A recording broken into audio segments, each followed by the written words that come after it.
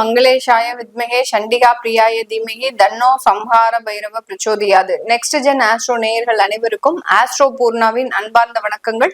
இன்னைக்கு நாம பார்க்கக்கூடிய சிறப்பு பதிவு தமிழ் புத்தாண்டு பலன்கள். இந்த தமிழ் புத்தாண்டு பராபவ வருடம் ஏப்ரல் மாதம் 14ஆம் தேதி வருகிறது. இந்த ஏப்ரல் 14ஆம் தேதி இருக்கக்கூடிய கோச்சார கிரகங்களின் நிலவரங்கள் அப்படின்னு பார்க்கும்போது மிதுன ராசியில குரு பகவான், சிம்ம ராசியில கேது பகவான், அடுத்து பாத்தீங்கன்னா அந்த கும்ப ராசியில ராகு பகவான், அடுத்து மீன ராசியில செவ்வாய் புதன் சனி, அடுத்து சூரியன் சுக்கிரன். இதுதான் இந்த 14ஆம் தேதி மேஷ ராசியில சூரியன் உச்சம் பெற்று சுக்கிரனோடு சேர்ந்து இருக்கிறார். இதுதான் இந்த 14ஆம் தேதி அந்த பராபவ வருடம் பிறக்கும் போது இருக்கக்கூடிய கோச்சார கிரகங்களின் நிலவரங்கள்.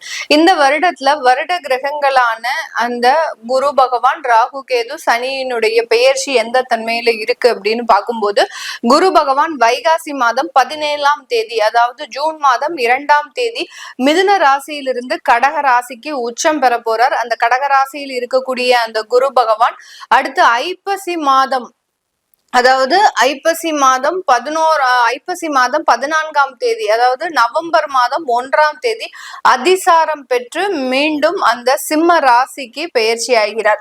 இந்த சிம்ம ராசியில இருக்கக்கூடிய அந்த குரு பகவான் அந்த அதிசார நிவர்த்தி எப்ப அடைகிறாரு அப்படின்னு பார்க்கும்போது தை மாதம் 10ஆம் தேதி 25ஆம் தேதி ஜனவரி மாதம் குரு அதிசார நிவர்த்தி அடைந்து மீண்டும் கடகராசிக்கு உச்சம் பெற போறார். இதுதான் இந்த வருட கிரகங்களான அந்த குரு பகவானினுடைய அமைப்பு. இந்த பராபவ வருடத்துல மிதுன ராசியிலிருந்து கடகராசிக்கும், கடகராசியிலிருந்து சிம்ம ராசிக்கும், மீண்டும் சிம்ம ராசியிலிருந்து கடகராசிக்கும் பயிற்சியாகி போறார். அடுத்து இந்த சிம்ம ராசியில இருக்கக்கூடிய கேது பகவானும் ராகு பகவான் கும்ப ராசியில இருக்கிறார். இந்த நிழல் கிரகங்களான இந்த சர்ப்ப கிரகங்களின் பயிற்சிகளாகப்பட்டது கார்த்திகை மாதம் 19ஆம் தேதி, அதாவது டிசம்பர் மாதம் 6ஆம் தேதி சிம்ம ராசியில இருக்கக்கூடிய கேது பகவான் கடக ராசிக்கும், அடுத்து கும்ப ராசியில இருக்கக்கூடிய ராகு பகவான் மகர ராசிக்கும் பயிற்சி ஆகிறார். இதுதான் இப்போதைக்கு அந்த பராபவ வருடத்துல இருக்கக்கூடிய கோச்சார கிரகங்களின் பெயர்ச்சிகள். அடுத்து சனி பகவான் அந்த மீன ராசியிலேயே இருக்கிறார். அந்த சனி பகவான் ஆகப்பட்டவர் அந்த ஜூலை மாதம், அதாவது 27ஆம் தேதி ஜூலை மாதம் அவர் அங்க வக்ரம் அடைகிறார் அந்த சனி பகவான். அப்போ அந்த வக்ரம் அடையக்கூடிய அந்த சனி பகவான் கிட்டத்தட்ட ஒரு 5 மாதங்களுக்கு வக்ரத்தோடைய செயல்படுறாரு. மீண்டும் டிசம்பர் மாதம் 11ஆம் தேதி, கிட்டத்தட்ட கார்த்திகை மாதம் 24ஆம் தேதியோட வக்ர நிவர்த்தி அடைகிறார். இதுதான் இந்த சனி பகவானினுடைய தன்மைகள். இப்போ இந்த பராபவ வருடத்துல ஒவ்வொரு ராசி என்பவர்களுக்கும் உண்டான மாற்றங்களை பற்றி தான் நம்ம இந்த பதிவுல தெளிவா பார்க்க போறோம். இந்த சேனல்ல முதன்முறையா பாக்குறீங்க அப்படின்னா சப்ஸ்கிரைப் பண்ணிக்கோங்க, பெல் பட்டன்ல ஆல் ஆப்ஷன் சூஸ் பண்ணிக்கோங்க. விருச்சிக ராசி என்பவர்களுக்கு காலபுருஷனுக்கு 8ஆம் இடத்துல இருக்கக்கூடிய ஒரு நபர்கள் இந்த பராபவ வருடத்துல உங்களுடைய வேலையில ரொம்ப கவனமாக இருக்கணும். வேலை இழப்புகள் அதிகமாகிறதுக்கு உண்டான ஒரு அமைப்புகள் இருக்கு.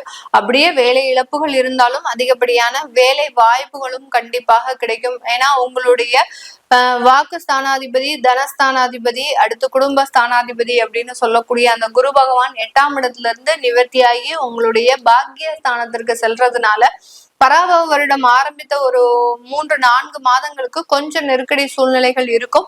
அதுக்கப்புறம் ஒன்னொன்னாக உங்களுக்கு ரிலாக்ஸ் ஆகக்கூடிய ஒரு சூழ்நிலை அப்படின்றது இந்த விருச்சிக ராசி என்பர்களுக்கு கிடைக்க போகுது. நிறைய விருச்சிக ராசி என்பர்கள் இந்த சினிமா துறையில இருக்கக்கூடியவர்களுக்கு இந்த வருடம் நிறைய வாய்ப்புகள் வருவதற்குண்டான ஒரு நேரமாக இருக்கும். சின்னதா சில விஷயங்களை நீங்க எப்பவோ செஞ்சிருப்பீங்க, அந்த விஷயங்களுக்கு உண்டான ஒரு அங்கீகாரம் அப்படின்றது, அதாவது ஒரு 10 வருடத்திற்கு முன்னாடி செய்த ஒரு விஷயங்களோ, ஒரு 5 வருடங்களுக்கு முன்னாடி செய்த ஒரு விஷயங்களோ இந்த காலகட்டத்துல உங்களுக்கு நிறைய ஒரு நன்மைகளை கொடுக்கக்கூடிய ஒரு ஆண்டாக தான் இருக்க போது. அதன் மூலமாக உங்களுக்கு வாய்ப்புகளும் கிடைக்கிறதுக்கு உண்டான ஒரு நேரமாகவும் தான் இந்த விருச்சிக ராசி என்பவர்களுக்கு கிடைக்க போகுது. இந்த காலகட்டம் வெளியூர் வெளிநாடு போகக்கூடிய ஒரு அமைப்புகளும் இருக்கு இந்த விருச்சிக ராசி என்பவர்களுக்கு. வெளியூர் வெளிநாடு அப்படின்னு சொல்ல போனா வேலை ரீதியாகவும் போலாம், உங்களுடைய பிசினஸ் ரீதியாக, அதாவது அதாவது உங்களுடைய ஆபீஸ்ல உங்களுக்கு ஆன்சைட் அப்பாயின்மெண்ட் கொடுத்திருந்திருக்கலாம். இல்ல நீங்க ஒரு சொந்த தொழில் செய்றீங்க அப்படின்னா அந்த சொந்த தொழில் ரீதியாக சில விஷயங்களுக்காக நீங்க வெளிநாடு பயணம் செய்யறதுக்குண்டான ஒரு அமைப்புகளும் இந்த விருச்சிக ராசி என்பவர்களுக்கு முழுமையாக கிடைக்கக்கூடிய ஒரு தருணம். ஒரு தற்காலிகமான ஒரு பயணம் அப்படின்றது இந்த விருச்சிக ராசி என்பவர்களுக்கு முழுமையாக இருக்கக்கூடிய ஒரு நேரமாக இருக்கும். இந்த ராசி என்பர்கள் இந்த பராவ வருடத்துல உங்களுடைய வேலையில ஒரு நல்ல ஒரு நிரந்தர தன்மை வரக்கூடிய ஒரு அமைப்பாக இருந்தாலும் கூட அந்த நிரந்தர தன்மையில ஒரு சின்ன சின்ன ஒரு விஷயங்கள் மூன்றாவது நபர்களினுடைய தலையீடுனால அந்த இடத்துல ஒரு பொறுப்பை வகிப்பவர்களாக இருக்கிறீங்க, ஒரு உயர் அதிகாரிகளாக இருக்கிறீங்க அப்படின்னா அந்த இடத்துல ரொம்ப கவனமாக செயல்படக்கூடிய ஒரு ஆண்டாக தான் இந்த பராபவ வருடம் இருக்க போது. எந்த பிரச்சனைகள் வந்தாலும் கடைசி நேரம் அதுல இருந்து நீங்க கொஞ்சம் மீண்டு வருவதற்குண்டான ஒரு அமைப்புகளும் இருக்கு. முன்னாடி மாதிரி ரொம்ப பயப்பட வேண்டிய அவசியம் இல்லை. ஏன்னா தொடர்ந்து இந்த விருச்சிக ராசி அன்பர்கள் ஏதோ ஒரு பிரச்சனையில மாட்டிக்கிட்டு அதுல இருந்து மீள முடியாத ஒரு சிச்சுவேஷன்ஸ் எல்லாம் வந்திருக்கு. அந்த மாதிரியான சில நெருக்கடிகள் இந்த பராபவ வருடத்துல இந்த விருச்சிக ராசி அன்பர்களுக்கு முழுமையாக கிடைக்கக்கூடிய ஒரு ஆண்டாக இருக்காது. அதுல இருந்து கொஞ்சம் கொஞ்சமா நீங்க ரிலீஃப் ஆகிறதுக்கு உண்டான ஒரு அமைப்பு அப்படின்றது முழுமையாக இருக்க போது. இந்த காலகட்டம் இந்த விருச்சிக ராசி என்பவர்களுக்கு திருமண வரன்கள் விஷயத்துல உங்களுக்கு நல்ல ஒரு சாதகமான ஒரு பலன்கள் கண்டிப்பாக கிடைக்கும்.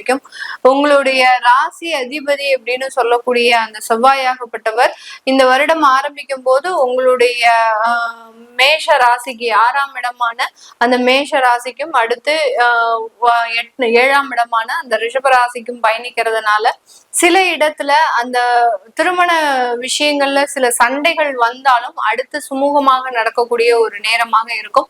அந்த சண்டைகள் அப்படின்னு பார்க்கும்போது காதல் திருமணங்கள்ல நிறைய ஒரு வெறுப்புகள் இருக்கும். இந்த விருச்சிக ராசி என்பவர்களுக்கு பெற்றோர்களின் சம்மதம் கேட்கும் போது அங்க ஒரு பெரிய பிரச்சனை வந்துதான் அது முடியக்கூடிய ஒரு அமைப்பு அப்படின்றது இருக்கும். அந்த காதல் திருமணத்துல உங்களுடைய தகப்பனாரினுடைய ஆதரவு அப்படின்றது முழுமையாக கிடைக்கக்கூடிய ஒரு நேரம். நீங்க ஆனா அதை கொஞ்சம் கூட நீங்க எக்ஸ்பெக்ட் பண்ணிருக்க மாட்டீங்க. நமக்கு அப்பாதான் எல்லாத்துக்குமே எதிர்ப்பா இருப்பாரு, அம்மா நமக்கு சாதகமாக இருப்பாங்க அப்படின்ற ஒரு அமைப்பு நீங்க நினைச்சிட்டு இருந்திருப்பீங்க. உங்களுடைய எதிர்பார்ப்புக்கு மாறாக உங்களுடைய அப்பா உங்களுக்கு முழு ஒத்துழைப்பு கொடுக்கக்கூடிய ஒரு நபராகவும் அம்மாவினுடைய சம்மதத்தை பெறுவதற்கு ரொம்ப போராடக்கூடிய ஒரு அமைப்பாகவும் தான் இந்த விருச்சிக ராசி என்பவர்களுக்கு அந்த திருமணம் சம்பந்தப்பட்ட விஷயத்துல காதல் சம்பந்தப்பட்ட விஷயத்துல சில நெருக்கடிகள் வருவதற்குண்டான ஒரு நேரம். ஏற்கனவே திருமணமான தம்பதிகளுக்கு இந்த காலகட்டம் குழந்தை பிறப்புல சின்ன தடைகள் அப்படின்றது கண்டிப்பாக இருக்கும். அந்த தடைகளுக்கு அதாவது பெண்களுக்கு கர்ப்பப்பை ரீதியான சில பிரச்சனைகளும் ஆண்களுக்கு அந்த விந்தணுக்கள்ல சில குறைபாடுகளும் இருக்கக்கூடிய ஒரு ஆண்டாக தான் இருக்கு. அதனால கொஞ்சம் அந்த இடத்துல நீங்க ஒரு மருத்துவ ஆலோசனை, ஒரு சின்னதா ஒரு ட்ரீட்மெண்ட், உங்களுக்கு உண்டான ஒரு பலவீனத்தை குறைக்கிறதுக்கு உண்டான சில மருத்துவ ஆலோசனை பெறும்போது அங்க குழந்தை பாக்கியம் முழுமையாக கிடைக்கிறதுக்கு உண்டான ஒரு அமைப்பு இருக்கு. இந்த இடத்துல செயற்கை கருத்தரிப்பு அப்படின்றது கண்டிப்பாக இருக்காது. இந்த தமிழ் வருட பராபவ வருடத்துல இந்த விருச்சிக ராசி என்பர்களுக்கு செயற்கை கருத்தரிப்பு அப்படின்ற ஒரு முறை இருக்காது. அதனால உங்களுடைய உடல் ரீதியான பலவீனங்களை நீங்க சரி செய்தாலே போரும். முழுமையான ஒரு குழந்தை பாக்கியம் அப்படின்றது இந்த விருச்சிக ராசி என்பர்களுக்கு முழுமையாக கிடைக்கக்கூடிய ஒரு ஆண்டாக தான் இருக்க போது. இந்த காலகட்டத்துல இந்த விருச்சிக ராசி என்பர்கள் சொத்துக்கள் வாங்கக்கூடிய ஒரு நேரம். உங்களுக்குன்னு ஒரு சுயமாக சொத்துக்கள் வாங்க போறீங்க. ஏன்னா நிறைய சொத்துக்கள் வாங்குறதுக்கு உங்களுக்கு வாய்ப்புகள் கிடைச்சிருக்கும் கடந்த காலத்துல எல்லாம். ஆனா அதுல பெரிய அளவுக்கு பற்றுதல்கள் கிடையாது. ஏன்னா வாழ்க்கையே ஒரு போராட்டமாக இருக்கு. நம்ம போய் ஏன் தேவையில்லாம சொத்துக்கள் எல்லாம் வாங்கிக்கிட்டு அதன் மூலமாக நம்ம பிரச்சனையை அனுபவிச்சுக்கிட்டு இந்த மாதிரியாக எல்லாம் ஒரு நெகட்டிவா திங்க் பண்ணதுனால அந்த வாய்ப்புகள் வந்தா கூட அதை பெரிய அளவுக்கு நீங்க கேர் பண்ணியிருக்க மாட்டீங்க. இப்போ இந்த வருடம் நீங்களே அதற்குண்டான சில முயற்சிகளை செய்து நம்ம எப்படியாவது நமக்குன்னு ஒரு அந்தஸ்துக்காகவாவது ஒரு சொத்துக்களை வாங்கணும் அப்படின்ற மாதிரியாக உங்களுடைய வருமானத்திற்கு ஏற்ற மாதிரியான சில சொத்துக்களை வாங்கறதுக்கு உண்டான முழுமையான ஒரு பாக்கியம் அப்படின்றது இந்த விருச்சிக ராசி என்பவர்களுக்கு கிடைக்க போகுது.